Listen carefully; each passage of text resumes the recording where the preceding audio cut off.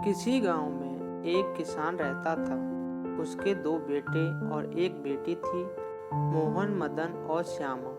तीनों हर रोज गांव के बाहर स्थित स्कूल में पढ़ने जाते थे। किसान अपने तीनों बच्चों को बहुत प्यार करता था।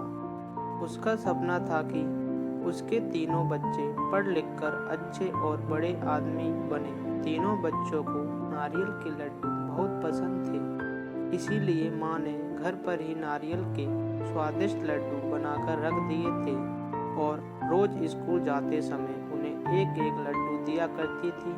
माँ ने तीनों बच्चों को समझाया था कि उन्हें हर रोज सिर्फ एक ही लड्डू मिलेगा।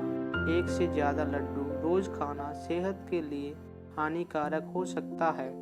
माँ ने उन्हें ऐसा डराने के लिए कहा था ताकि लड्डू ज्यादा समय तक चले, कुछ ही दिनों में खत्म ना हो जाए। एक दिन घर पर कुछ मेहमान आए, उनको लड्डू देने के लिए। जब माँ ने लड्डू का डिब्बा खोला तो वह दंग रह गई। उसमें से आधे से अधिक लड्डू गायब थे।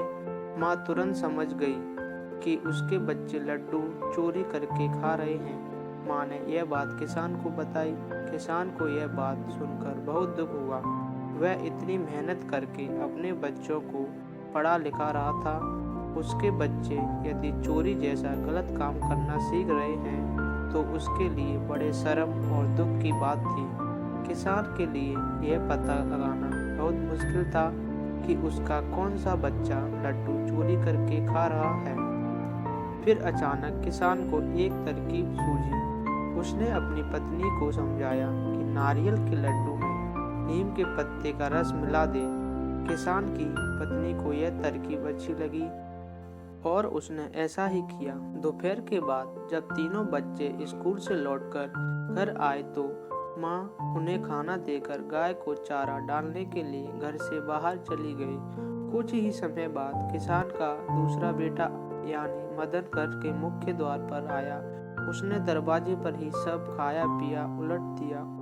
मोहन का चेहरा उतरा हुआ था और आंखों से खूब पानी बह रहा था। तभी किसान और उसकी पत्नी घर के मुख्य दरवाजे पर पहुंच गए। वे दोनों समझ गए कि उनका दूसरा बेटा मोहन ही लड्डू चोरी करके खा रहा था।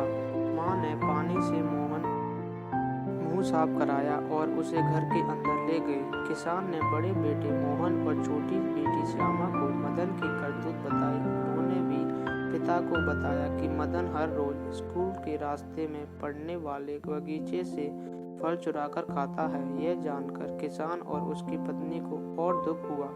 किसान ने क्रोधित होते हुए ये कहा कि कल से मदन अब स्कूल नहीं जाएगा। वह मेरे साथ खेतों में मजदूरों की तरह काम किया करेगा। यदि उसे चोर ही बनना है तो उसे पढ़ाई लिखाई से कोई फायदा नहीं है। उधर मदन की रो रो कर हालत खराब थी। उसको अपनी गलती का एहसास हो चुका था। उसने अपनी गलती स्वीकार कर ली। मदन ने अपने माता पिता से माफी मांगते हुए कहा कि वह आगे कभी चोरी नहीं करेगा। पिता ने उसे समझाते हुए कहा, देखो बेटा, चोरी करोगे तो अपमान ही मिलेगा। यदि सम्मान चाहते हो तो अच्छे काम करने पड़ेंगे। अब तुम्हें खुद फैसला करना है कि तुम्हें सम्मान चाहिए या अपमान। निश्चय किया कि वह अब ऐसा कोई काम नहीं करेगा जिससे उसके माता पिता को दुख या उससे अपमान मिले। उसकी प्रार्थना पर किसान ने उसे क्षमा कर दिया। इसके